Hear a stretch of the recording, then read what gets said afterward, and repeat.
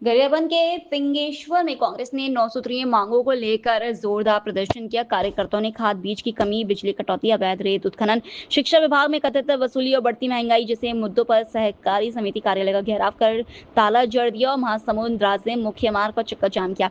इस दौरान कांग्रेसियों ने सरकार का पुतला दहन कर नारेबाजी की। वहीं पुलिस और प्रदर्शनकारियों के बीच झुमाझटकी भी हुई। बाद में कांग्रेस नेताओं ने तहसीलदार को ज्ञापन सौंपा।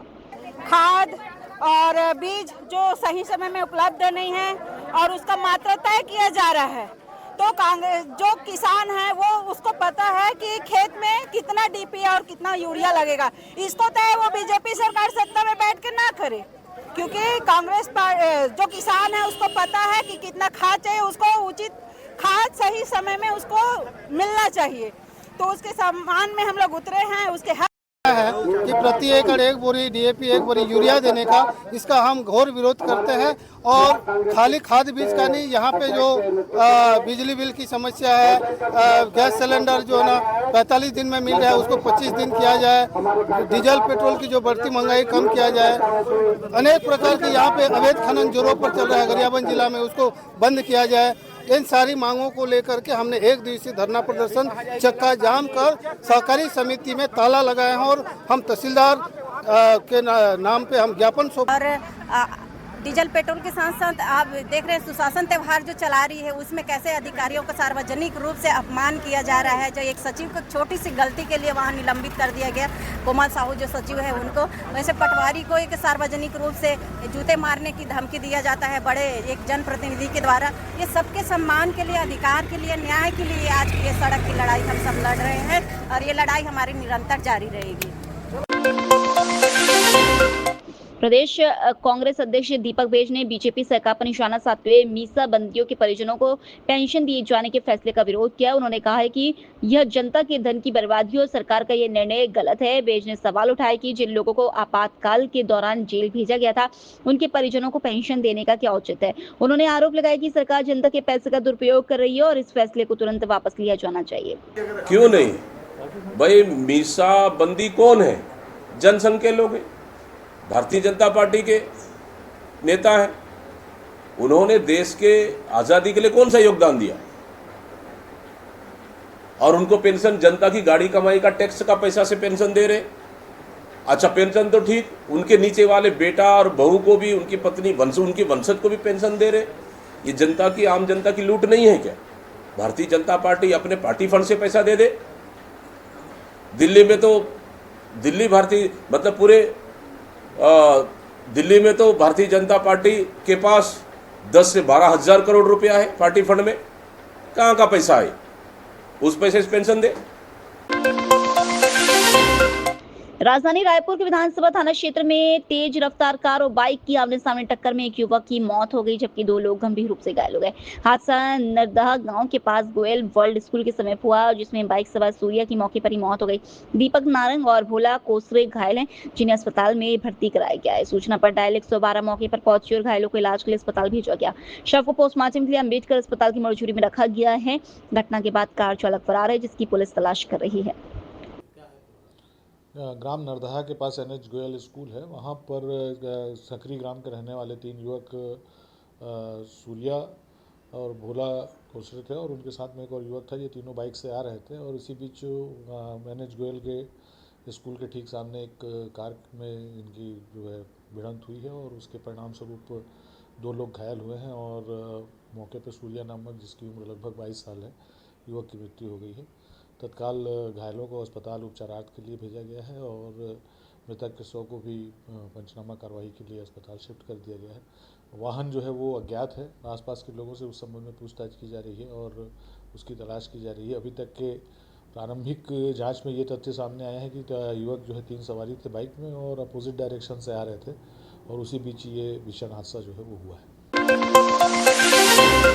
अंबिकापुर में पूर्व उप मुख्यमंत्री टीएस सिंहदेव ने केते एक्सटेंशन कोल परियोजना की मंजूरी पर सवाल उठाए। उन्होंने कहा कि हसदेव अरण्य क्षेत्र में लगभग 7 लाख पेड़ों की कटाई और 1742 हेक्टेयर वन भूमि प्रभावित होने का खतरा है, जिससे पर्यावरण को बड़ा नुकसान हो सकता है।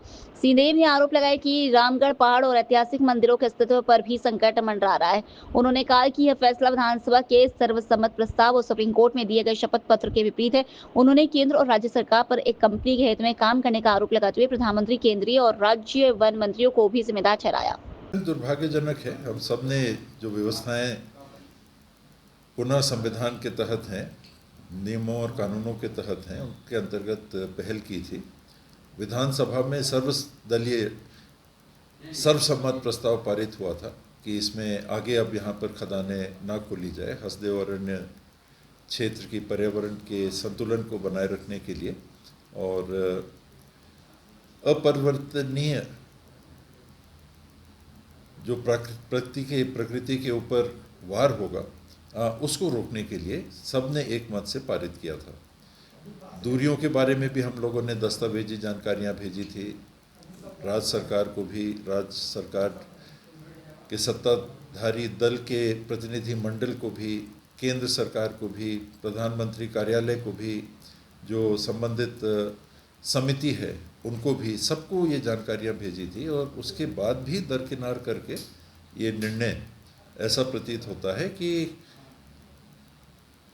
कंपनी विशेष या व्यक्ति विशेष को सुविधा लाभ पहुंचाने के लिए ही ऐसे निर्णय लिए जा रहे हैं। देश के अनेक स्थानों से ये बात बार बार आ रही है और ये उचित नहीं।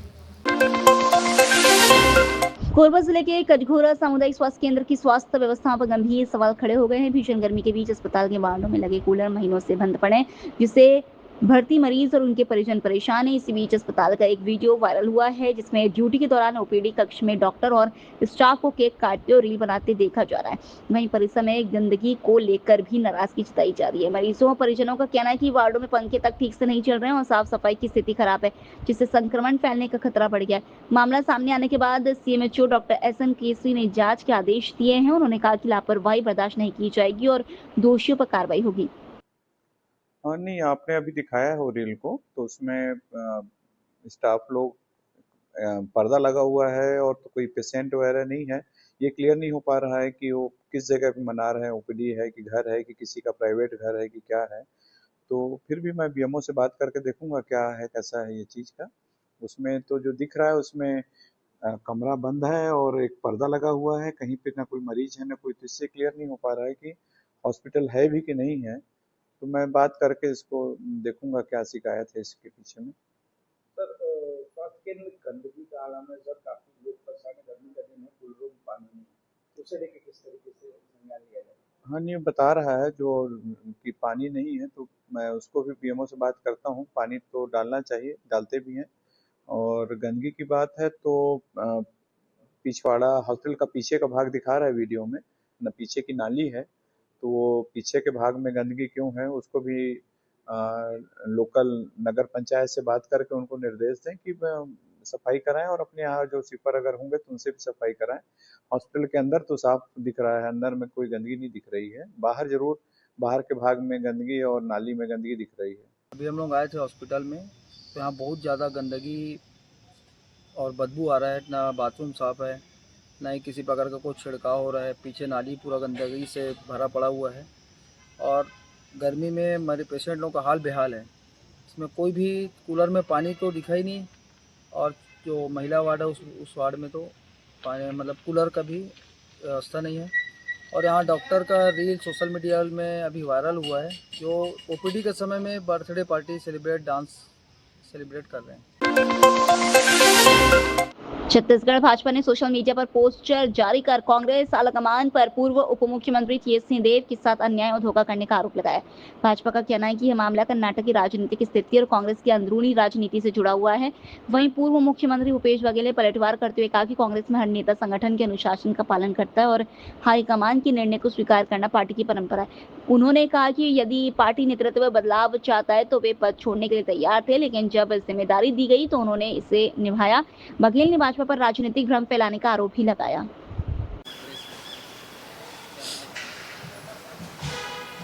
देखिए,